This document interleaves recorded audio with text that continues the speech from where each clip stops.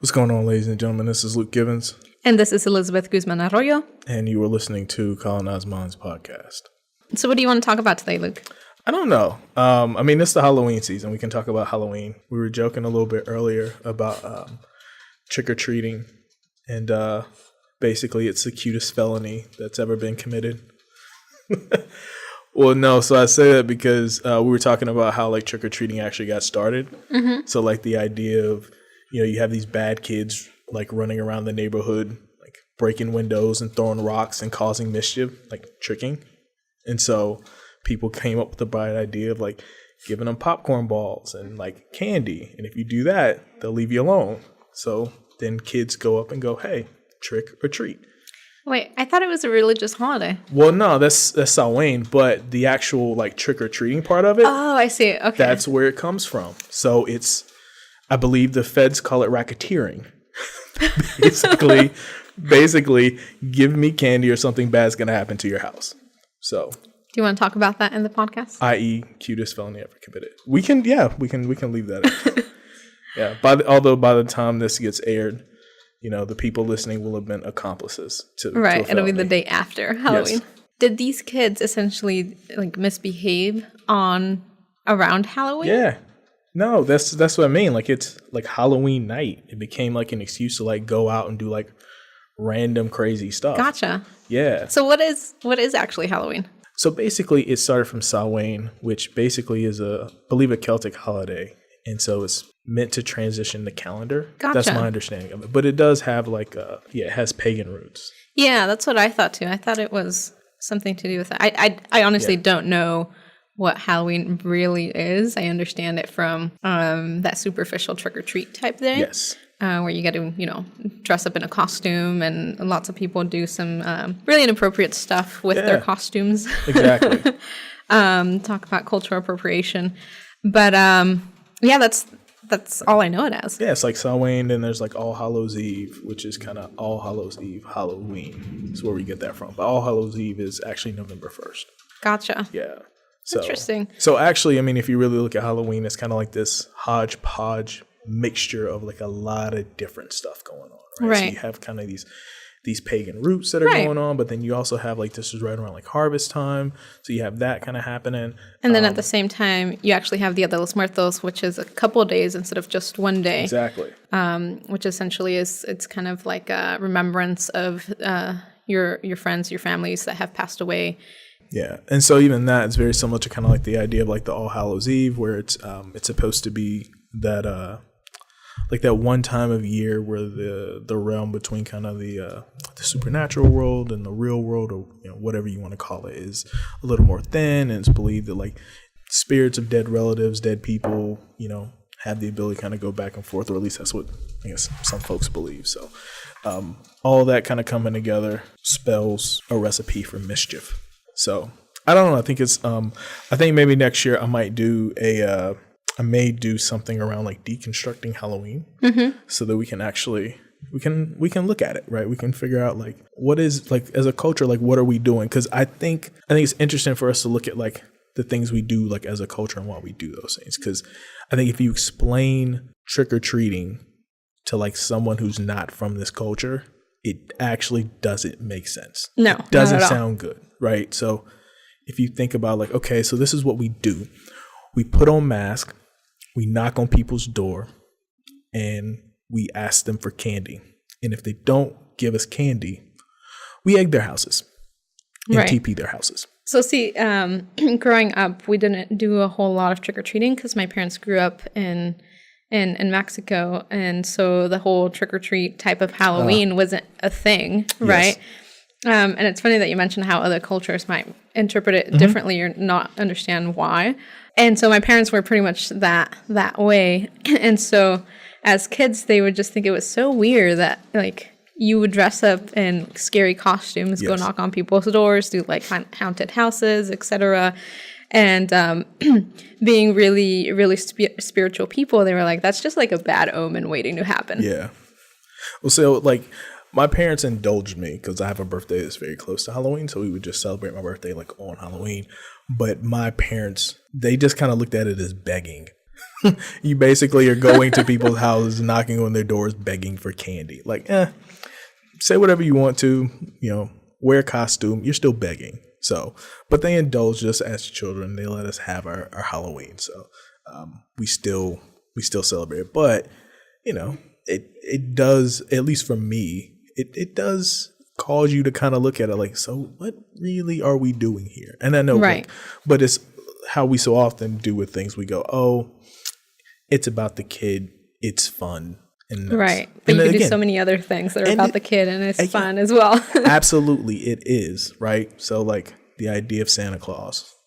So, if you're under 9 years old, you may want to cut the podcast off at this point. But spoiler alert, old Saint Nick ain't real. But yeah, that's another one of those things where it's like, yeah, we know it's not actually real, but we do it for the kids. Right. It's so interesting because I'm not a religious person at all, but I still celebrate Christmas. Yeah. And it's not actually for Christmas itself. Oh, yeah. It's more about the tree and the decorating the tree and going to cut the tree and gifts, but not actually what Christmas is actually meant to be, right? Yeah. And that's that's kind of how we get to like where we are with a lot of things, right? So it has these roots, but then from my way of looking at it is kind of as we become, I guess, like more diverse, right? And we begin bringing in like other cultures, other things, like we begin borrowing stuff. And so we're almost like developing and adding on to those traditions until ultimately like we end up with something that's very different than how it's originally intended. That's not good. That's not bad. It's just, It ends up being very different than how it was originally intended. So yeah, like, if you look at even the idea of like Christmas, which also has non-Christian roots as well, if we really want to get technical about it, but it now is about toys and Christmas tree and wreaths and chestnuts roasting over an open fire. Right. Yeah. And not for everyone. Some people still celebrate it for the actual significance of it. Absolutely. But for me, it's not that at all. But I think that's even interesting. That I think really highlights the idea of like culture and like the difference between kind of like culture and religion and how those things can like play off of one another. Right.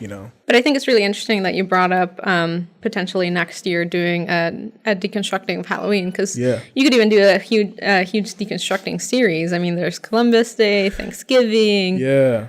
Tons of stuff. I had a friend, I think I may have told you about him, my friend Rudy. Shout out to Rudy. Check out Blood Money Boxing. It's a boxing blog. Really good. I contribute to it occasionally. But anyway, Rudy used to do like these deconstructing like workshops, and he would do it on all different types of topics.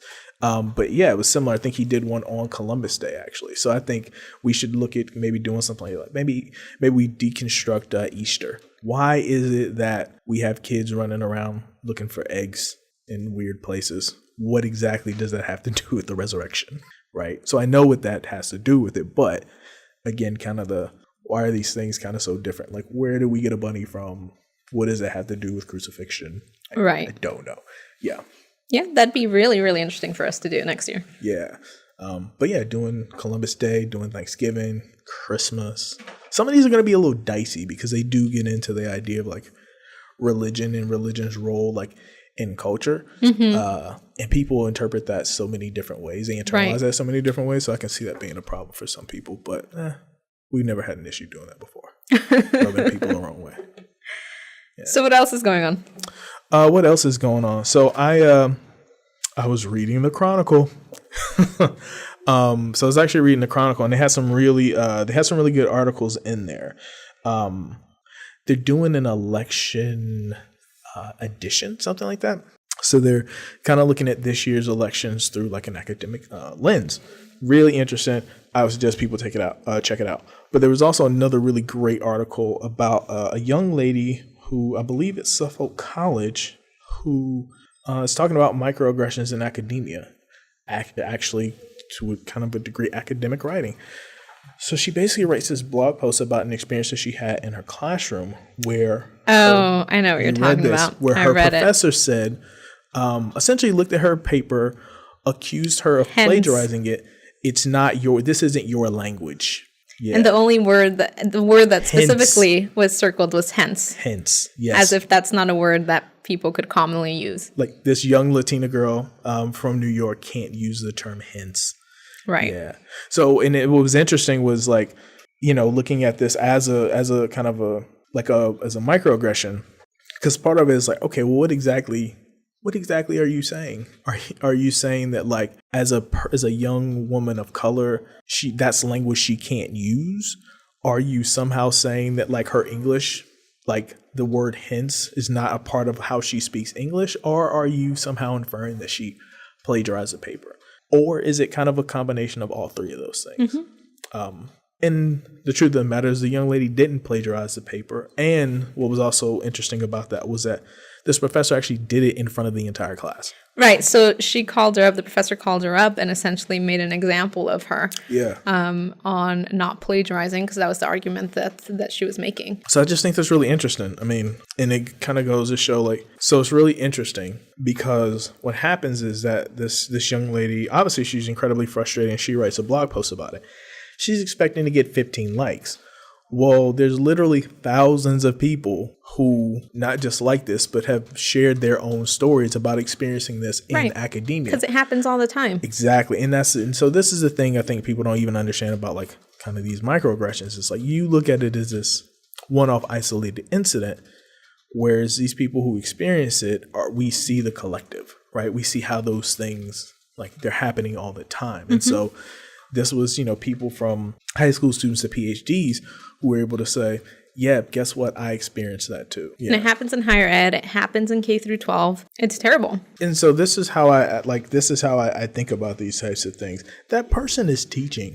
I think there's ways that you can probably get that individual to like understand their own privilege, understand like the power and authority they have in a classroom, and understand like how better to engage with the student when you think, when you have those thoughts. Yeah.